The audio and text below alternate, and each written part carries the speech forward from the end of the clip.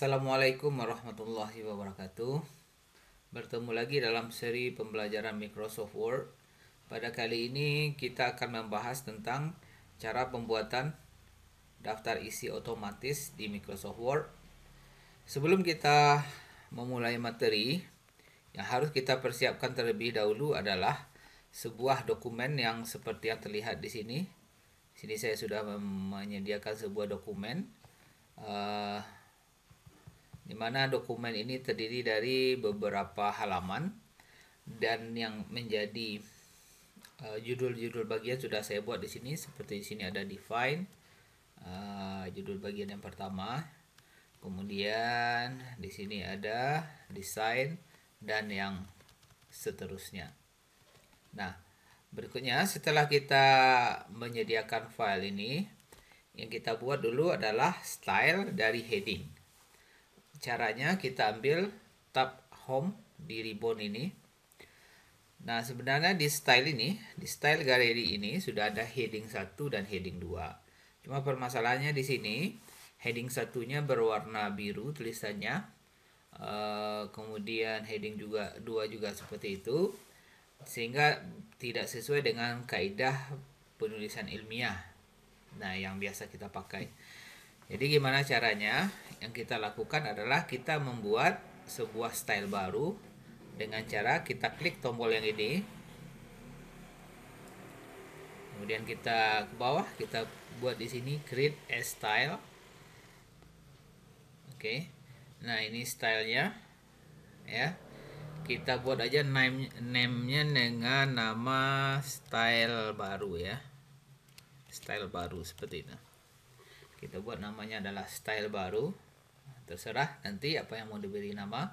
Sekarang saya buat dengan nama style baru. Kemudian klik tombol modify. Nah, di tombol modify ini ada beberapa pengaturan yang harus kita lakukan. Yang pertama, name-nya, ini name kita tadi, style baru. Style tipe, link, paragraph, and karakter. Kita biarkan saja seperti ini. Kita menghubungkan paragrafnya dengan karakter. Kemudian style based on, ini dasar dari style kita ambil dia sebagai heading karena dia judul bagian pertama yang kita pakai di sini. Kita ambil di sini heading 1. Yang kita lakukan di sini adalah formattingnya, jenis hurufnya Times New Roman. Mungkin dalam kaidah yang biasa kita pakai ukurannya 12. Kita buat 12 di sini. Warnanya tidak berubah menjadi dengan biru, tapi kita buat warnanya hitam seperti ini ya, hitam ya. Nah, itu namanya. Kemudian perataannya dari heading kita tidak menggunakan rata tengah, tapi adalah rata kiri. Ini kita pakai. Oke. Nah, kemudian berikutnya yang kita lakukan di sini adalah kita pilih penomorannya, apakah menggunakan angka 1, 2, 3 dan seterusnya, atau abjad A, B, C, D dan seterusnya. Caranya kita ambil format di bawah ini, kemudian ada numbering. Nah, mungkin yang kita pakai judul bagiannya di sini yang seperti ini, yang A. Oke. Kemudian kita oke kan. Nah, kalau kita lihat di preview ini dia sebenarnya agak ke tengah sedikit ya. Makanya di sini kita geser dia ke pinggir dengan tombol ini sehingga dia berada di posisi yang kiri. Kita oke kan? Oke. Nah, tapi kebetulan di sini karena posisi kursor kita di judul paling atas tadi, style baru yang kita buat tadi sudah masuk, sudah dipakai di sini. Karena kita tidak ingin, ini boleh kita balikkan ke bagian normal. Ya, normal kita rata tengahkan aja ini. Ya. Ini kita ganti dengan Times New Roman tadi ya.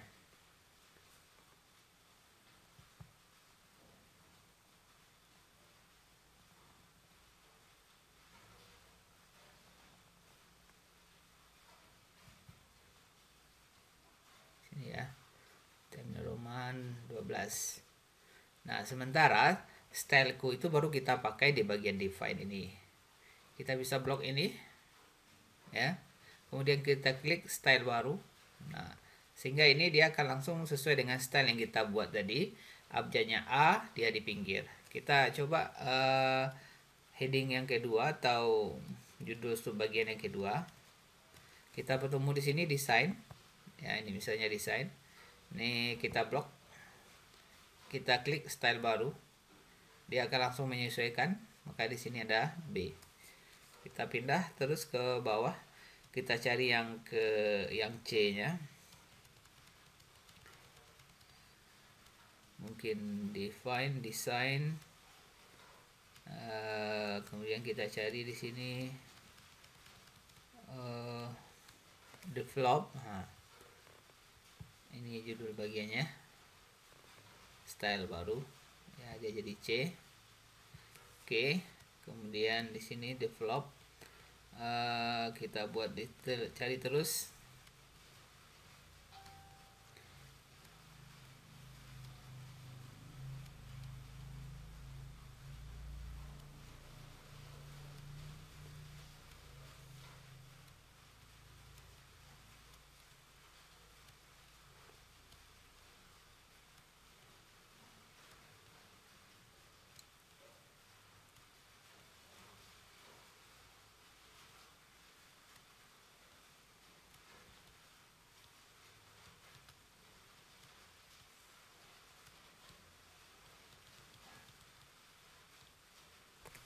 Ini disseminate, kita blok juga, ambil styleku, dia jadi D.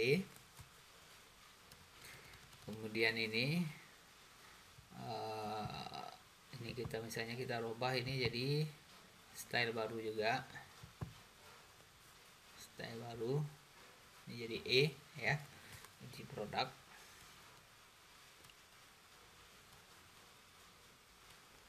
Nah, barangkali kita sampai di situ dulu, sampai bagian contohnya.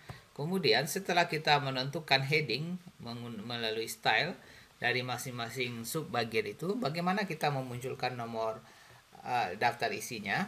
Nah, daftar isi nanti dia akan muncul di bagian paling atas, berarti di sini kita geser dulu ke bawah. Kita jadikan ini sebagai halaman baru.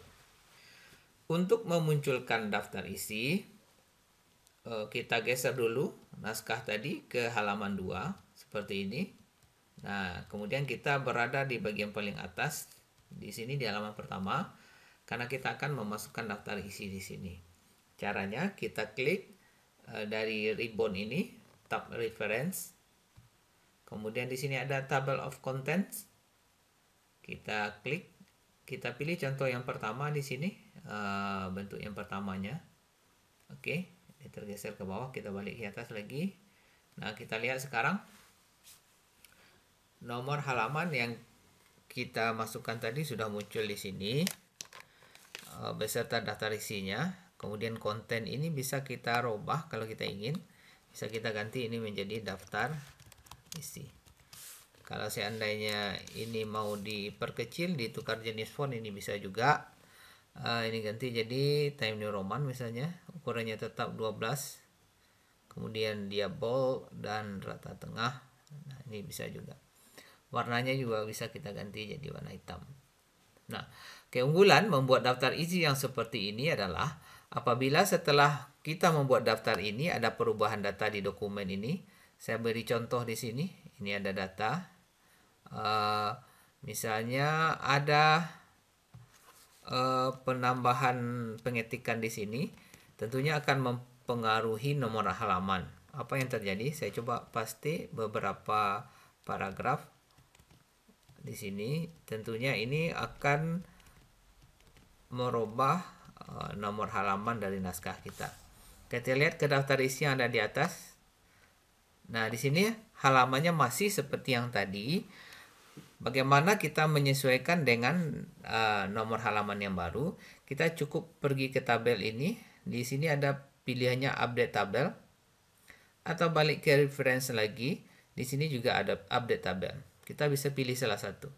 Kita klik update tabel ini, kemudian di sini diokekan. Nah, secara otomatis di sini nomor halaman akan menyesuaikan. Nah, seperti itu kurang lebih pembuatan daftar isi otomatis di Microsoft Word. Terima kasih sudah menonton tutorial ini. Semoga ada manfaatnya. Assalamualaikum warahmatullahi wabarakatuh.